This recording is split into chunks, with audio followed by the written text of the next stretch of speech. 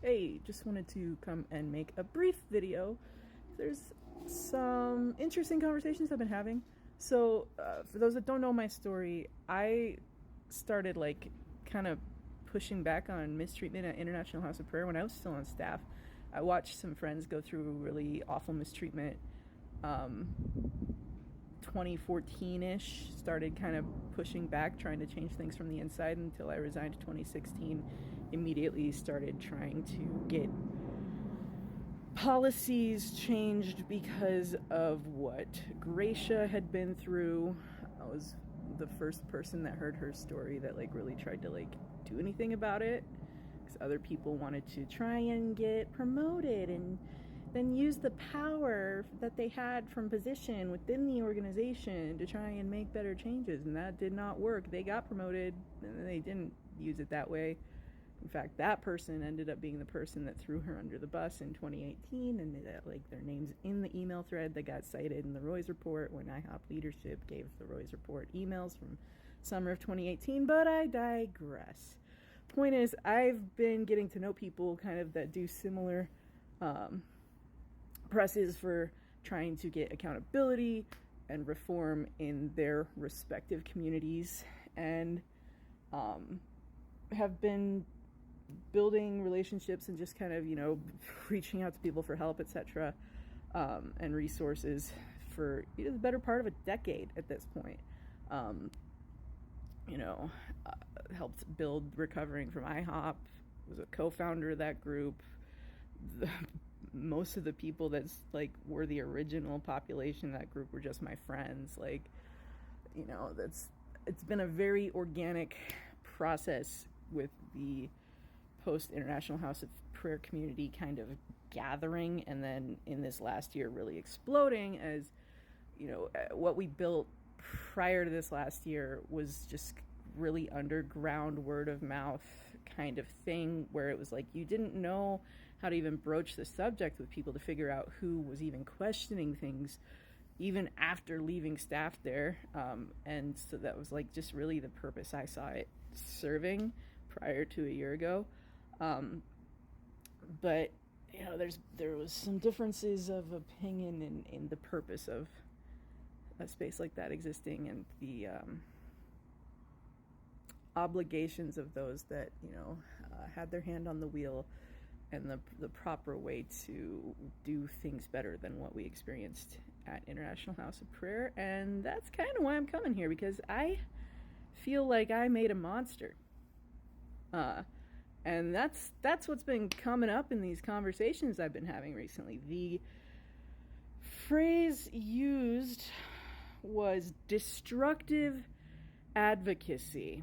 That is the reputation the post-International House of Prayer community has gotten for itself among the people who do this and have been at this in their respective spheres of influence for a long-ass time at this point. They look at us, they look at this last year, and they say destructive advocacy. We need to look this in the mirror, y'all. I've been out here saying, hey, I'm noticing some concerning things.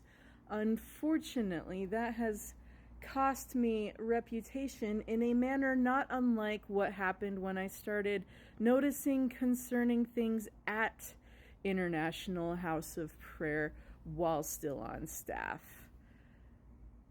People walking around with their fingers in their ears, though. Nah, don't want to hear, whatever. Okay, that's fine. Mark this moment when you finally see it later, though, as the moment you chose to ignore someone crying out ahead of time, before everything hit the fan, when the body pile was still small. But there's a body trail and a pile of bodies already. Unfortunately, the powers that be so crush and silence people worse than what International House of Prayer did, in my opinion. It has been more traumatic. I have had more nightmares. The other people I know who have gone through similar also have had PTSD symptoms and deep, deep, deep distress in their lives over the way that this destructive advocacy manifests when it's time to do a little gatekeeping. It is harmful. It is abusive. The other phrase that came up in conversation with one of the very respected voices in the larger church accountability community was that it is cult-like. So the post IHOPKC community, particularly the online vocal portion of it, not the advocate group, but more the grassroots side of things, which is why, again, I feel I made a monster, because that's coming from the gathering I helped build. Destructive advocacy and cult-like.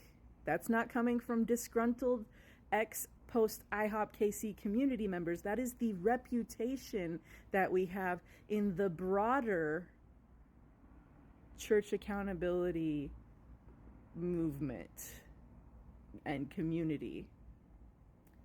So you guys can write me off and hate me for, kill the messenger if you want to. You've been doing plenty of that already. But here I am, again, saying, this is a dangerous trajectory, and it's gonna lead to horrible things in the lives of real people. You are gaining a reputation. I'm just not out here being some disgruntled, bitter, offended, whatever the advocacy ease version of what churches did to us is being used. It's just swap out Bible verses for weaponized therapy speak and advocacy jargon delivered as a word salad, and talking so fast and in circles that you just end up just letting yourself get steamrolled by it and buying into it. Real people are getting hurt. You have a real reputation for destructive advocacy and being cult-like. There are some chief offenders, not unlike when the group of 5 went and had a list of certain leaders that popped up again and again and again when they met on April 1st, 2014 with the IHOPKC leadership. There are specific people that are coming up again and again and again as the ones particularly contributing to the destructive and cult-like dynamic. I'm not going to use those names here, but it's not going to take that big of a guess. Some people have probably come to mind for you when I've brought this up. Maybe they didn't.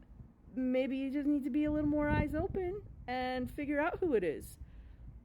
But this is me out here sounding an alarm that this is the reputation the post-IHOPKC community is getting for itself among the people who do this, who hold the SBC or whoever else accountable for the abuses. They're looking at us and being like, that looks like the same abusive crap. That's destructive advocacy. That's cult-like. And we are growing ever more concerned. Because where's the accountability structure?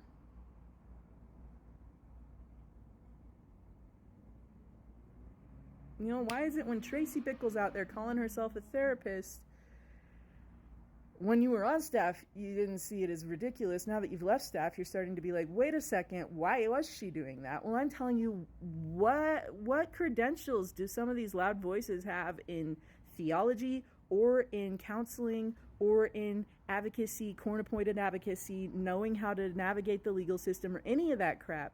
Investigation. What is the vigilante justice movement doing that's actually going to hurt actual accountability and justice? Just ask yourself. Anyways, time's up. Think about it.